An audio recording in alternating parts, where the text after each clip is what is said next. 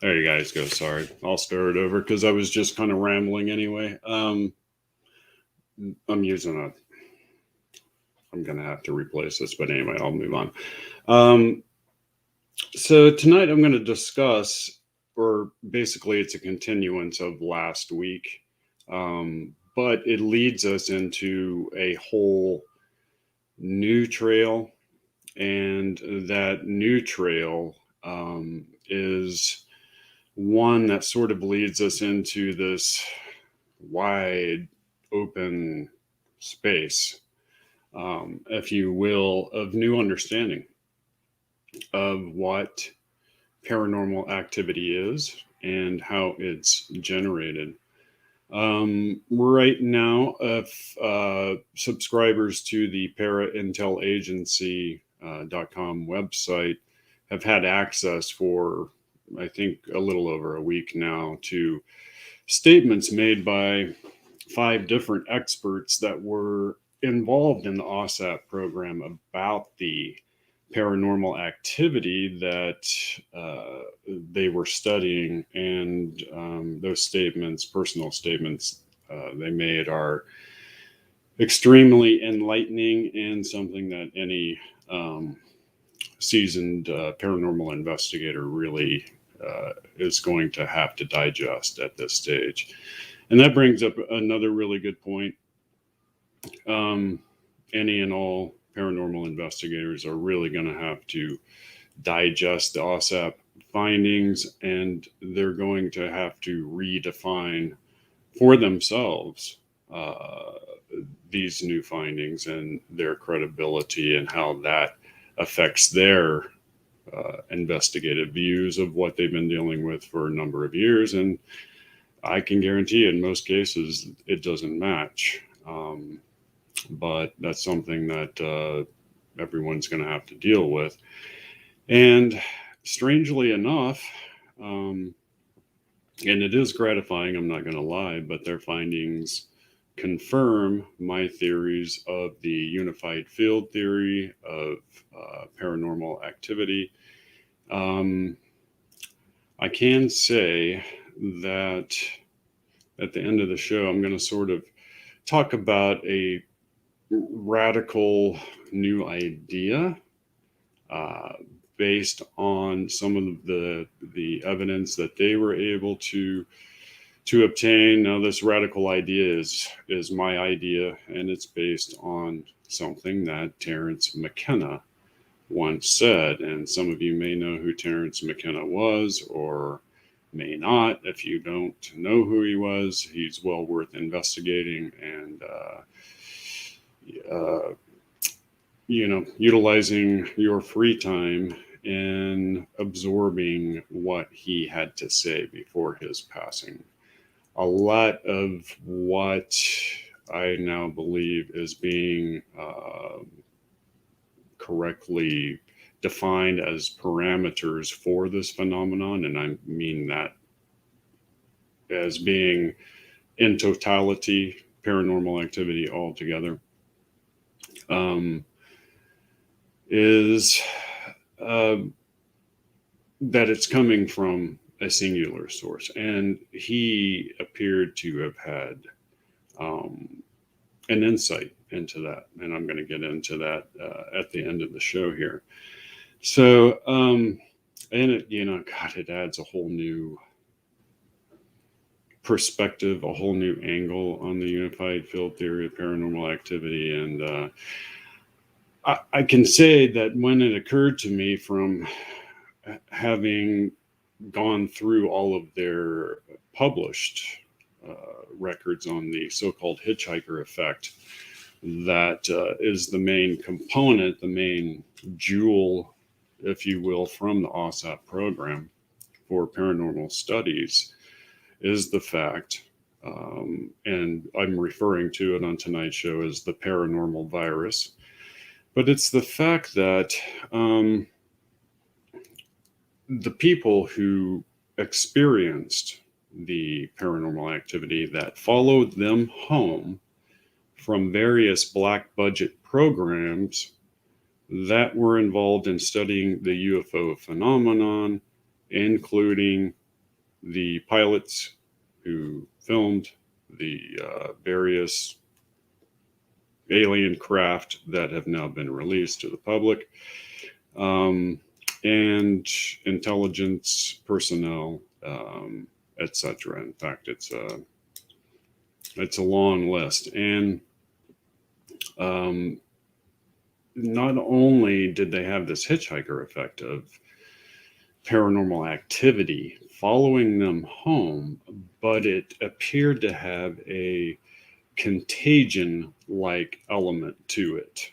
And this is where things take a sudden and dark turn, and it's something I didn't get into last week. That's sort of a summary up to where we are right now and examining what it was that they discovered. So by them basically referring to this as having a viral effect, what they were pointing out is that these people involved in these black budget programs, including, let's see here, all 5 assigned intelligence agents by the Defense Intelligence Agency, which, if some of you don't know, is the Pentagon's CIA, all experienced a hitchhiker effect. So these guys go home. Some of them had been at Skinwalker Ranch even, and this was after NIDS had basically shut down, and the National Institute for Discovery Science that Bob Bigelow had originally used to examine Skinwalker Ranch. Apparently, it was then put under a black budget program, an SAP, or a special access program, to be part of OSAP at some point, because the same people that were in OSAP were on Skinwalker Ranch, etc. So these guys take this home. This activity starts occurring. It starts occurring to their neighbors, people that they had had contact with. The children go out and play with other kids in the neighborhood. All of a sudden, those kids catch the paranormal virus, and they begin experiencing a wide array of paranormal activity.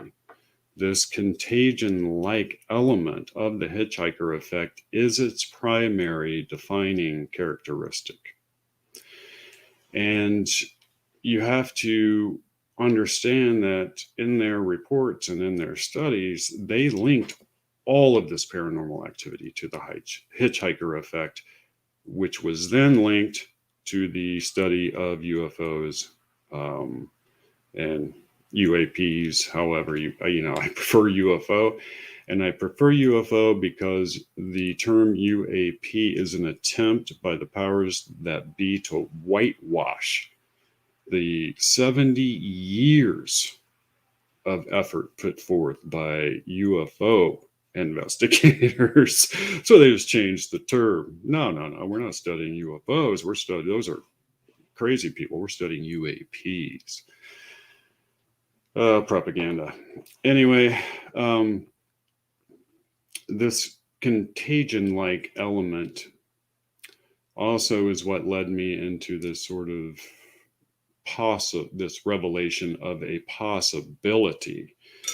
How probable it is, I don't know, but I'm going to show you tonight an FBI memo that might actually hold the ultimate answer to what all of this is. And if not, this new theory, kind of a radical new theory,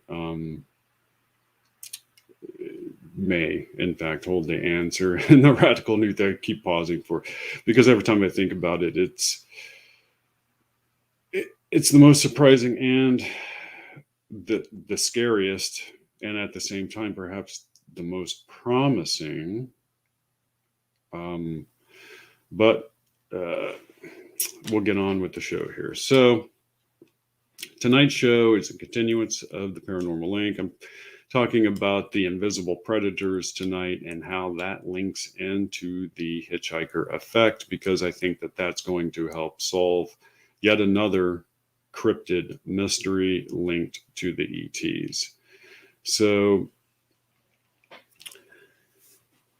let's talk about, and I might as well just talk about the invisible predators. I'm going to go down.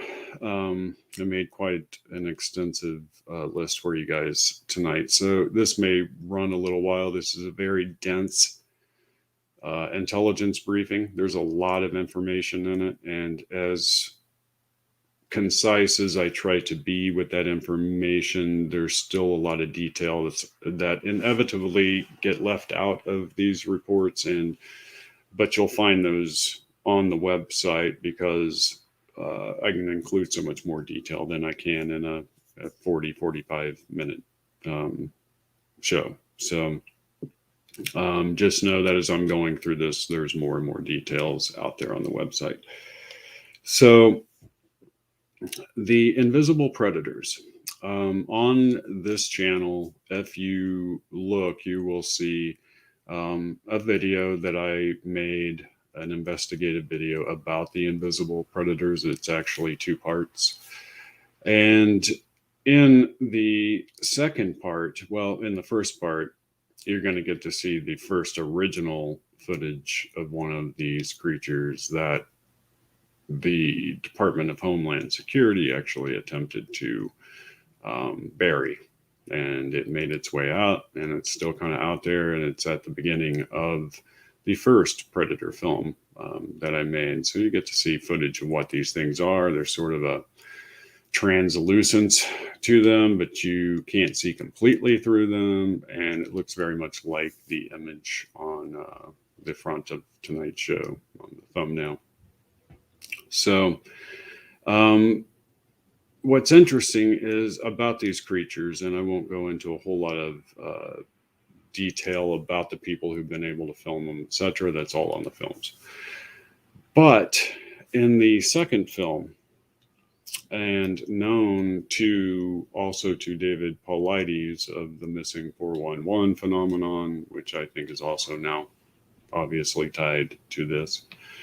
I think that we can conclude now that there's that mystery is being solved as this goes on. But this whole new kind of interesting thing is that, and I was going to talk about Paulides. God, I wonder how far I should go into his research, because a lot of you guys know about Paulides' research and the missing people in the national park system, etc. So there's a lot of missing people in the national park system. One of the primary suspects is these translucent beings.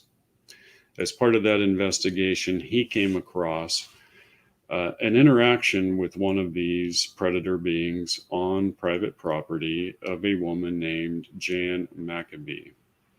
Jan Maccabee just so happens to be the wife of the prominent ufologist, Dr. John Maccabee, and he has long been on documentaries for as long as I can remember, dealing with UFOs and studying the optic elements and deriving a lot of information through his expertise and through his science.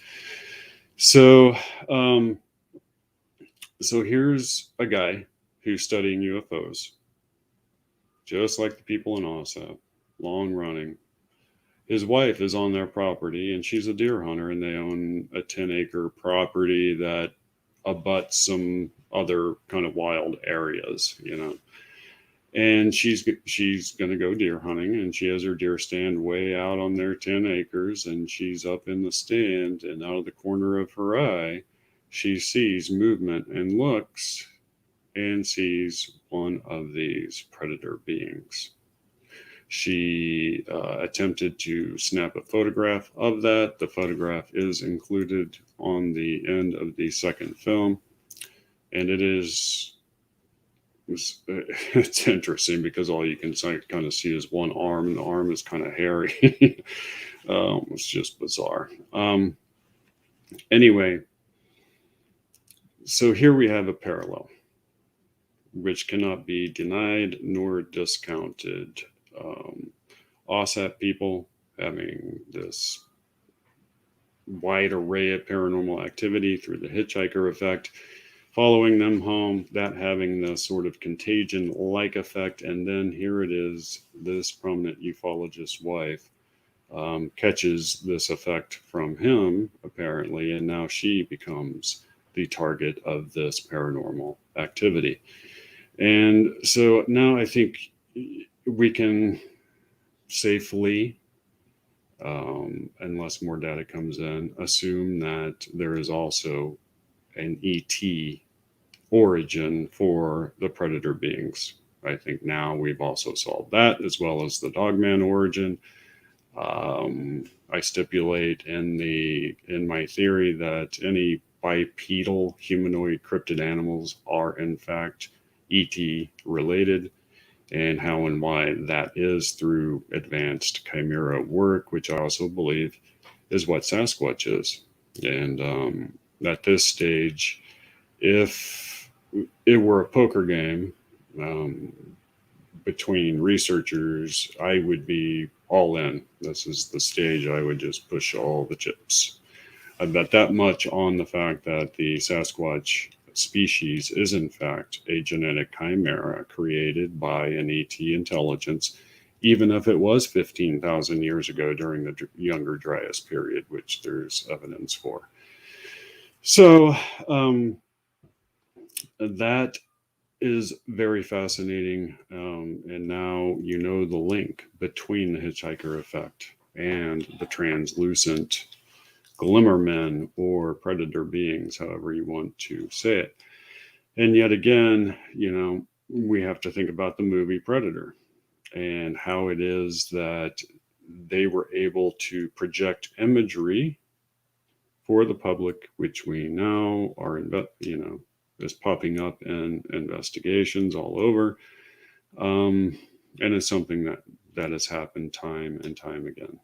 And perhaps that itself is part of the overall mystery. So, moving on, brain damage and the Havana syndrome. So, guys, I'm sure some of you have heard of the Havana syndrome. It's making headlines again right now. There's a number of intelligence agents in our embassies around the world that have suffered brain damage from what appears to have been some type of electromagnetic beam, which is now out there in today's stories. You can find it and read it. But they all suffer brain damage. And I mentioned in a few of the last shows that there's a famous scientist named Gary Nolan, who actually is an extension of some studies that were done by NIDS and Colum Kelleher, actually are investigating this whole thing. So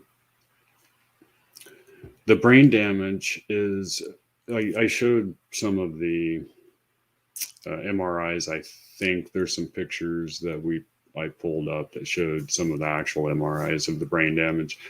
And it looks very similar to the Havana syndrome. So my question is there a singular origin for that? In other words, is this ET intelligence somehow affecting the minds of these intelligence personnel the same way that the brain damage was caused through interaction with the UFOs? So that's another really good question that we have to ask ourselves. Now, this phenomenon is leaving physical evidence behind. For instance, I mentioned the CIA agent known as Axelrod. His kids not only saw a dogman peering in their window at 10 a.m. on a Saturday morning and saw the leaves that kicked up as it went, but when they investigated the actual tree it was standing behind, when the wife saw it at 11:45 p.m. 2 days prior and didn't tell anyone, it also had a huge number of very strange scratches, and there were prints left behind. So this was a physical, at that time, entity interacting with this world. This wasn't some etheric, ghost-like entity. This thing left trace evidence, and we have to keep that in mind as investigators. So, Axelrod, I guess his kids, and they examined 2 to 3 dozen cases of the Hitchhiker Effect, but Axelrod and his kids and his wife got a pronounced amount of this. And the kids, one of them had what they call, he was just besieged with orbs one night, these blue orbs, right? And they just kept hitting him. And the next day, it looked like he had literally been pummeled in a riot or street fight or something, bruises all over his body, just physical damage. And the one thing that they have pointed out, and that they pointed out to Congress, which they stopped just short of saying that there was a national security issue, but what they made adamant was that there is a threat to human health. In other words, everyone that has had these kind of interactions have suffered medical problems from those interactions. That's huge. All of the, even the friends of the family all had this. So this contagion. Interesting thing about the contagion is that it appeared to sort of dissipate the further it got out from initial contact. And that's another sort of viral, strange viral element to all of this. So all the wives experienced it. So all wives of the 5 intelligence agents had serious paranormal activity occur. Okay. Even George Knapp's wife, the journalist who has been covering all of this stuff from the get-go, and broke the story of Bob Lazar in Area 51. That's how far back this guy goes. His wife also had the experience. This is somewhat interesting from a scientific viewpoint, they point out, because it is reproducible. This has occurred so many times that now they know it will reoccur. And because of that, eventually you can design some sort of instrumentation to gauge or measure that. And that's the very first step in using a scientific process to engage with whatever this ends up being. So that's actually a very interesting thing. Yeah, so I've got a very interesting question on the chat board from Scavone72. Are these entities shape-shifting or making us hallucinate, causing brain damage? That is a fantastic question. Very intelligent question. So, the one thing that Colum Kelleher makes clear, and I also want to presage this, so there's a lot of people out there that are grumpy and they're all like, where's disclosure? Where's disclosure? Well, you have the principal scientist of OSAP, of Skinwalker Ranch, of NIDS, etc., out there spilling the beans all over the place. Every podcast you can, throw a stick at. And there's your disclosure. I mean, if you think that, Samantha Guthrie or somebody like that's going to interview an alien at 10 a.m. on broadcast, whatever morning show she's on, that's not going to happen. You have to look for disclosure and you will find it. It's there. And I'm going to share a lot of that with you tonight. So, but according to Colm Kelleher, that that was his, assessment that this was a repeatable effect that was happening over and over again. Like I said, almost 3 dozen cases they studied. So, oh, yes. And this is also where things begin to get really interesting. So, everybody knows Kenneth Arnold, right? So, Kenneth Arnold's the man who really kind of hit the major headline saying he saw the 9 saucer craft flying like or 9 alien craft, flying like a saucer skipping across water. And that's where you get the term flying saucer. It was some newspaper reporter that coined that term from his description, and we're stuck with that today, even though it's, descriptive, it's accurate. But he ended up having the hitchhiker effect occur to him. That's a huge historical connection and context that we're going to have to just kind of think about. We're going to have to meditate on that. Because we know his daughter was interviewed a number of years after his death, and she recounted how she, on a number of occasions, saw orbs in the home and had profound poltergeist activity. Now, this is where there's a slight divergence from the intelligence briefing, in that Kenneth Arnold personally knew, a man named L. Ron Hubbard, who you may know or don't know, founded the religion of Scientology. L. Ron Hubbard interacted with and did a lot of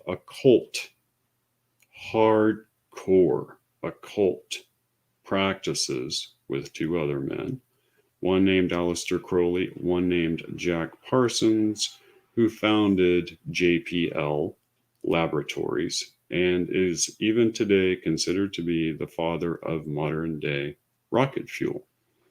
I have a video up on our YouTube channel here. It's titled NASA's Occult Secret. I go into great detail about that.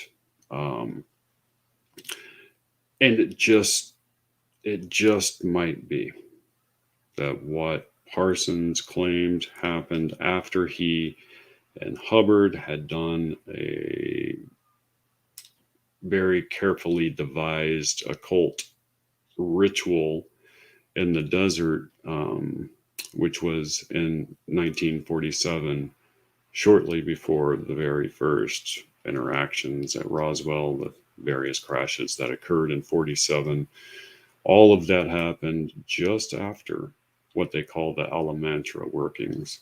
And you want to talk about a deep, dark rabbit hole, I will be getting into that. And that's a sort of a cliche term, because now we're in the deepest, darkest rabbit hole of paranormal. And it sort of veins off into these different directions. However, the Hubbard, Crowley, Parsons connection to both NASA, to the UFO activity, to Kenneth Arnold himself, is an undeniable connection when you examine the evidence, and it is awfully hard to just discount it as a coincidence. I don't buy that for 1 second, and when you see the evidence, I don't think you will either.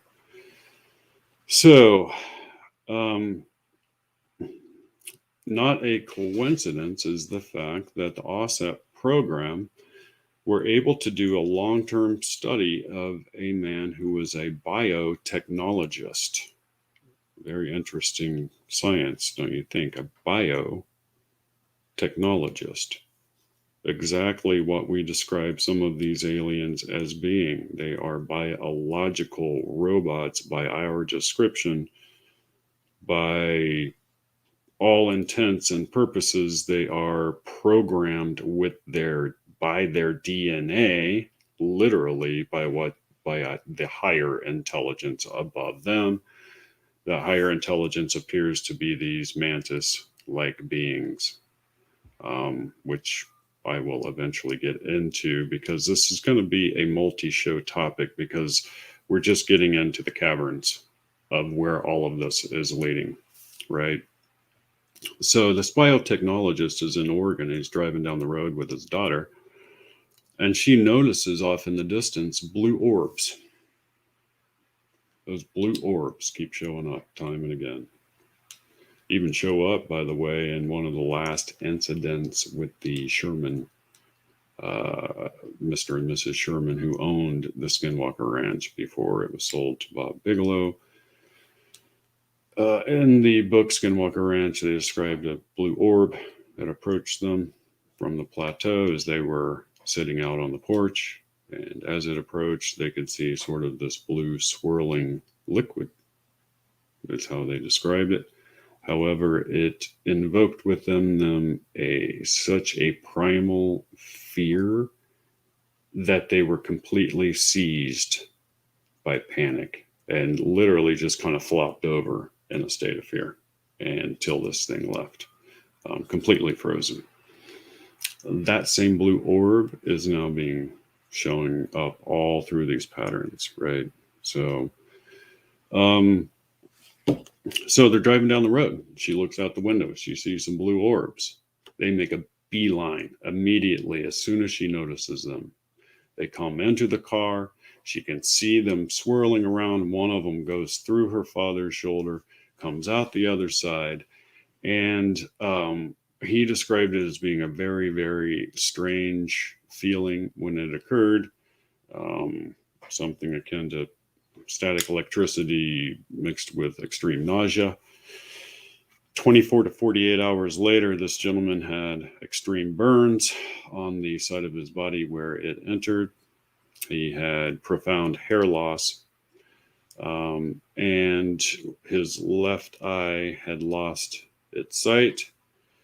A number of weeks later, he was diagnosed with a rare form of carcinoma. So let's move on in this report. So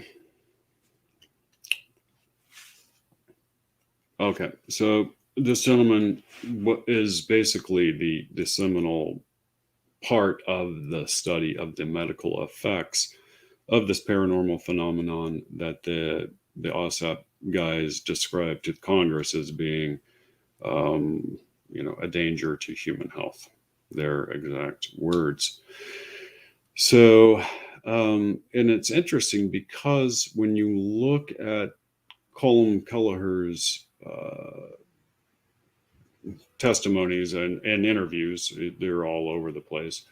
He mentions that this sort of medical damage wasn't or didn't show up in their initial investigations into Skinwalker Ranch. That's also something, a very fine detail that we have to keep in mind, and I think may actually lend a little credence to this radical new theory. So we know for a fact that these medical effects were written about by Kit Green, another name that keeps showing up. And if you'll recall the Paranormal Planet episode where I talk about the alien autopsy, I discussed a leaked memo, a leaked Bob Bigelow memo from Kit Green, in which he states that his contacts at the CIA told him that the alien autopsy video was in fact real. And I go through all of that in that Paranormal Planet live episode. This is the same Kit Green. He was part of writing what are called DIRDs. These are the reports given to the Defense Intelligence Agency by OSAP. And one of those was paper written on the medical effects. This was then picked up by Gary Nolan, the professor that I mentioned last week, studying the brain damage. And you can see how all of this is spider webbing out. Now, it's interesting because it's been proposed by, well, I won't say by, but it's proposed by people in that program that there could perhaps be an optical component to all of this. In other words, there's been, what would you say, studies done with people who are studying near death experiences. And in some of those studies, they used all blind people, and the blind people reported seeing the exact same imagery. Now they're interested in seeing if, in fact, uh, blind people do or do not experience the hitchhiker effect. Because if you can't see it, what perhaps is the motive? And would tell us a lot. So, another thing which is very interesting is what Colum Kelleher calls the cone of silence. And this is where I'll introduce to all of you a brand new cryptid animal. And this comes right from his testimony. So it really did happen. So he's out on Skinwalker Ranch, and he's out there with a DIA analyst. I don't know how you get that gig, but DIA agents, if you're out there, I'll take a job as an analyst. But he was out there with the DIA analyst, and she was already freaked out. All of a sudden, there's an effect that they call the cone of silence. This also happens in a lot of Bigfoot encounters, where the sort of ambient noise of your surroundings are just completely muffled. Like there's almost a minus decibel to it. And yes, that can be accomplished. There's actually the most silent room in the world is in Minnesota, and they've accomplished something like a -6 decibel.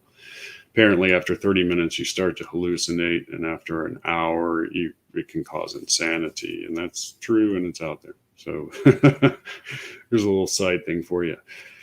So this cone of silence hits them while they're walking near the homestead, apparently.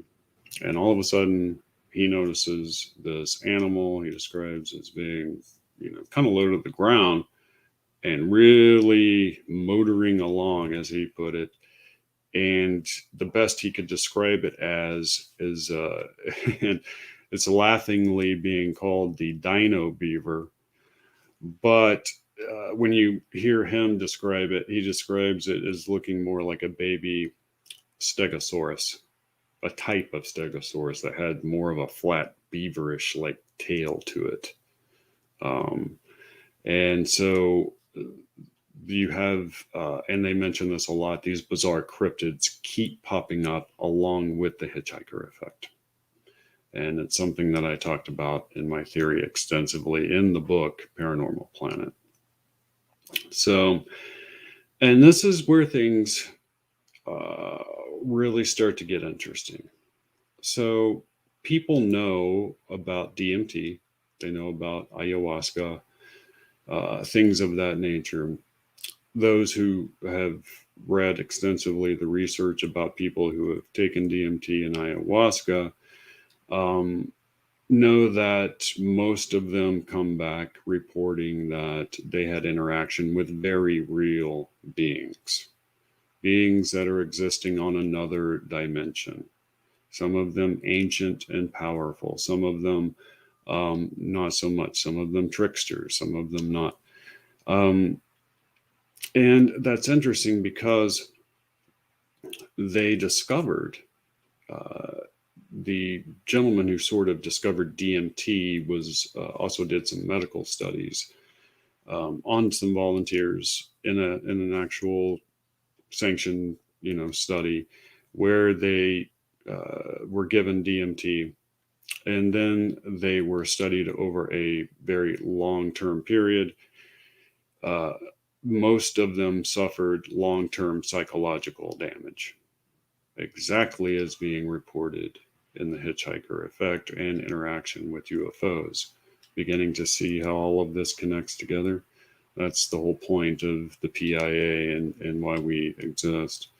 So, let me flip our page here.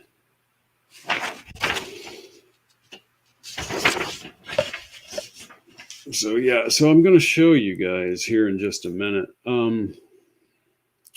something that I find extremely fascinating, and has been out there for a while and may yet.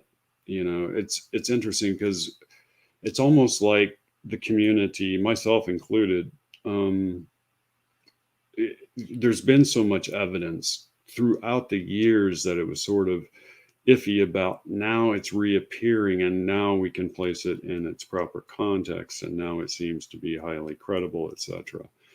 um, and sometimes it just seems bizarre at the time you come across it, and it's part of this barrage of information that comes in about these phenomenon and is soon forgotten.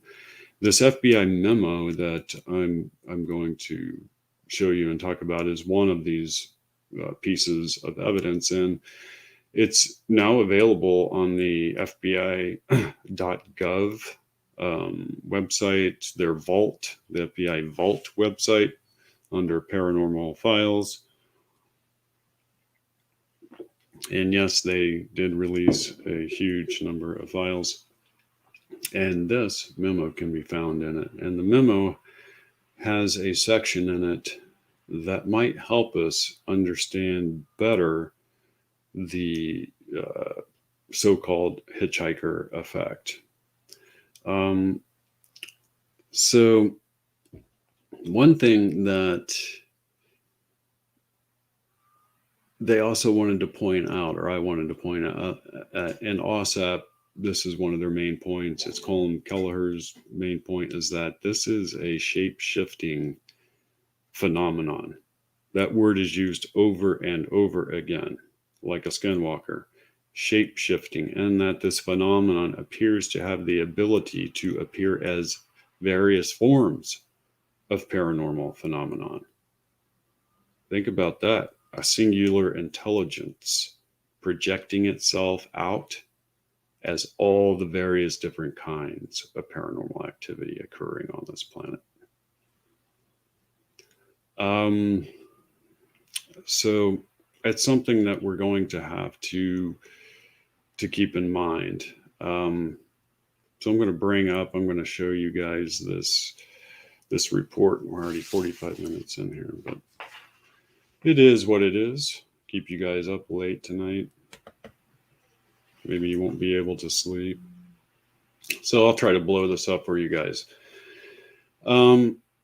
This report was generated in 1947, just shortly after the Roswell incident, and I think you're going to find it to be very enlightening. Let me do this actually so that you guys can read along. Perfect. Point one, and I'll let's go up here first. The memorandum is respectfully addressed to contain scientists of distinction, to important aeronautical and military authorities, to a number of public officials, and to a few publications. The writer has little expectation that anything of import will be accomplished by this gesture. The more fact that the data herein were obtained by so-called supernormal means is probably sufficient to ensure its disregard by nearly all the persons addressed. Nevertheless, it seems a public duty to make it available. The present writer has several university degrees and was formerly a university department head. A very serious situation may develop at any time with regard to the flying saucers. If one of those should be attacked, the attacking plane will almost certainly be destroyed. In the public mind, this might create near panic, and informational suspicion.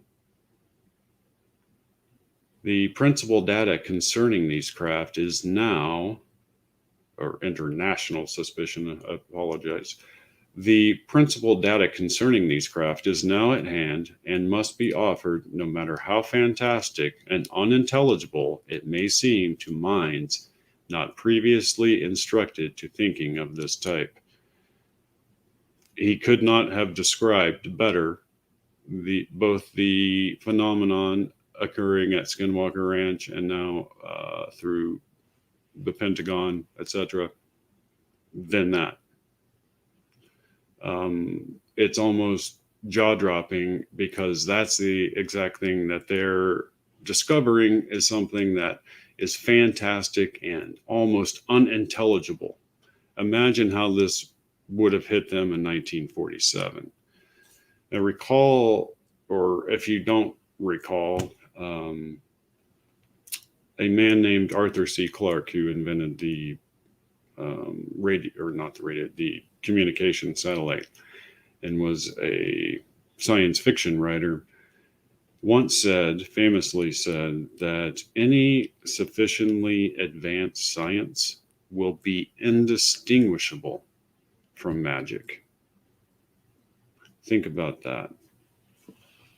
The memo goes on, and the writer makes 9 points. Point 1. Part of the disk carry crews, others are under remote control. Point 2. Their mission is peaceful. The visitors contemplate settling on this plane. Point 3. The visitors are human-like, but much larger in size. Point 4. They are not excarnate Earth people, but come from their own world. Point 5. They do not come from any planet as we use that word, but from an etheric planet which interpenetrates with our own and is not perceptible to us. The bodies of the visitors, point 6, the bodies of the visitors and the craft also automatically materialize on entering the vibratory rate of our dense matter. Wow. So what he's describing here is pure interdimensional activity.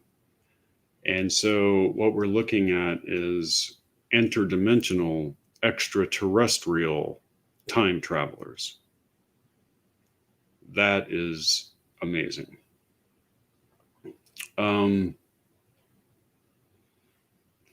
Another point that is very pertinent to make is that there's a lot of information out there. I mean, it's almost like a cliche now, and we know that part of disclosure that's occurring all has to do with the fact that there's a nuclear component to all of this, and that the UFO craft are extremely interested in our nuclear technology. And the crash after Roswell, of course, occurred after a nuclear detonation, along with those very strange rituals that were performed. God, I'm going to have to cover that in a whole other thing. But there's some interesting insider type testimony describing the fact that when we detonated those nuclear weapons, it damaged this etheric planet. You know, it's not a planet like we call it, but it's their etheric world in this other dimension was damaged by our nuclear testing here, which would explain why they're so interested in our nuclear technology and matches what this FBI agent is putting in this memo. Point 7. The discs possess a type of radiant energy or a ray which will easily disintegrate any attacking ship. They re-enter the etheric at will. and so simply disappear from our vision without a trace. Point 8. The region from which they come is not the astral plane, but corresponds to the locus or talus. Students of esoteric matters will understand these terms. Esoteric matters. Again, this takes us back to the occult connection that you will see in the film. That's up. Point 9.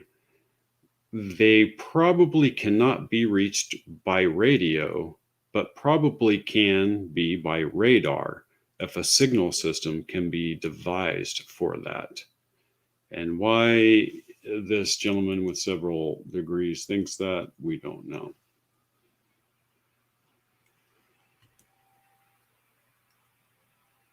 And he goes on to say, kind of gives them a warning to treat them, well. All right.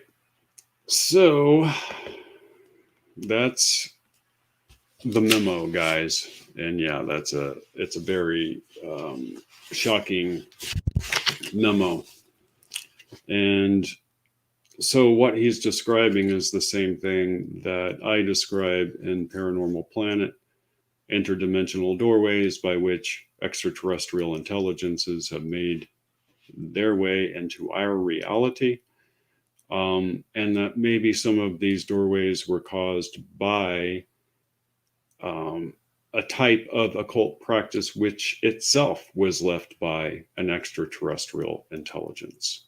And that's something I will continue to get into as kind of, it's going to be kind of like a series as we go down the road.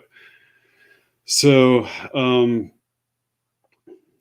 this leads me, and I can kind of wrap it up here for you guys. But it leads me to Terence McKenna. So Terence McKenna, if you guys don't know who he was, is probably the most serious, I think, in my mind, the most serious scientist investigating, psychotropics and their use with interaction with what appeared to be interdimensional beings. In other words, ayahuasca, DMT, that type of thing, in order to alter the frequency, if you will, of the human mind in such a way that it was able to interact with some of these beings on this other dimension, from which perhaps these same beings are coming from that are flying this craft. And here's where things get really interesting, and this is where something occurred to me after having studied the crystal skulls that ties into all of this. But Terence McKenna once famously said, "Humanity lives in a symbiotic relationship with something that disguises itself as an alien invasion so as not to alarm us." Think about that.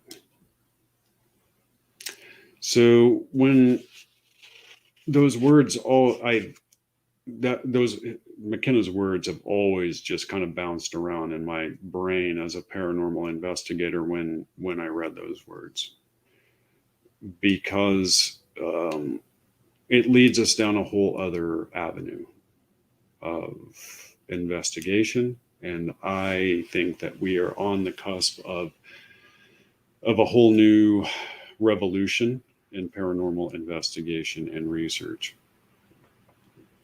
So let's take what McKenna says.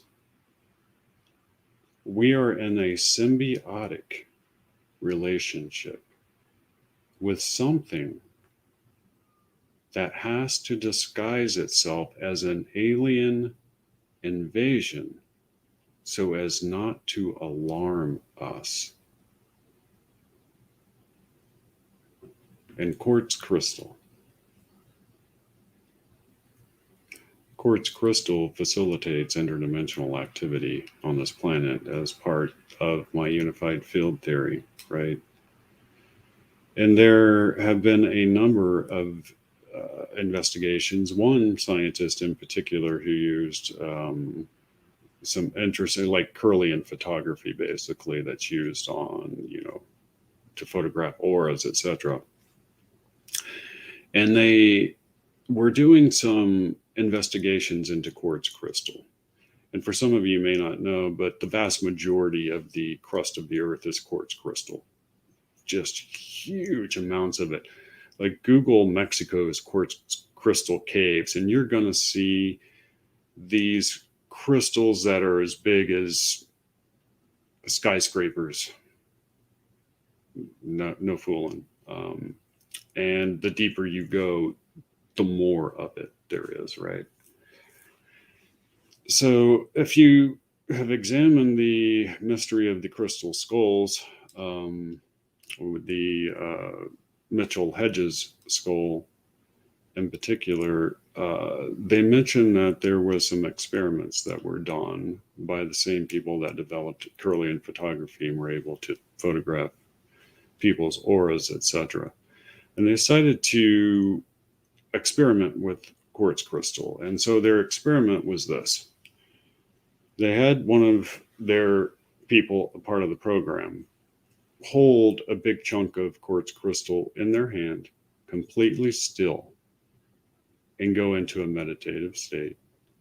And through their camera, they could see a wispy-like entity, they described it, coming up out of the quartz crystal. Now, as soon as the person holding the crystal moved it, it immediately retreated back into the crystal. What's used time and time again in occult practices? Quartz crystal. So, radical new theory, guys. Could it be, and I'm just going to refer to it from now on as the crystal entity, could it be that the earth itself is alive?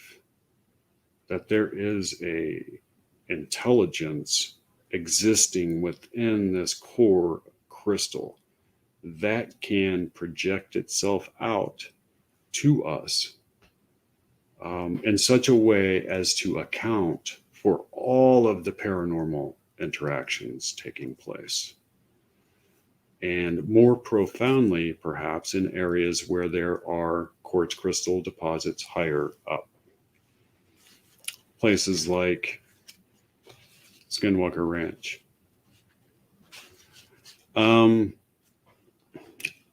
It's just a theory. But if we live in a symbiotic relationship with an intelligence who has no other option but to project itself around us as a phenomenon that we can have some context for, we may realize that a symbiosis is a two-way road. That for some reason we are reliant upon it, as scary as that is, and it is reliant upon us. That is some scary stuff, guys, and that leads us down a whole new world of paranormal research. So, I don't know what you guys think out there, but that's all I've got for you tonight. I talked and talked there. Full hour show tonight. So on next week's show is going to be a slight continuation of this, in that I'm going to fully go into and discuss the possible occult origins for all of this, including the Hitchhiker Effect. And this is information that Blue Shift out there knows about. Way to go, Blue. He's a big supporter, but he also as well educated in this particular subject. And this is information he knows and I know is not readily available and just out there in the public unless you know exactly where to look. And it just so happens that I have a past which exposed me to that information. So next week, guys, I'm going to talk about the occult connection to Roswell and to the Hitchhiker Effect, and it's bound to be very interesting for you because it actually all kind of goes back to a man named Dr. John Dee, who, by the way, was a agent, if you will, the first intelligence agent, and he literally signed his correspondences to the Queen 007. Isn't that interesting? But it's all true. Look it up. Next week, guys. Until then, sleep tight and keep your eyes open because a lot of paranormal activity, it appears, is coming from either an ET, interdimensional source, or from something far, far spookier and unexpected. Because I had to point this out. But if that's coming, if all of this activity, including this apparent ET activity, is coming from the Earth itself, who's to say that we don't live in a universe where only we are the life forms like we are, carbon-based? I mean, it leads down a whole avenue that has lots of different cans of worms. So anyway, guys, until next Thursday night, keep your eyes to the skies.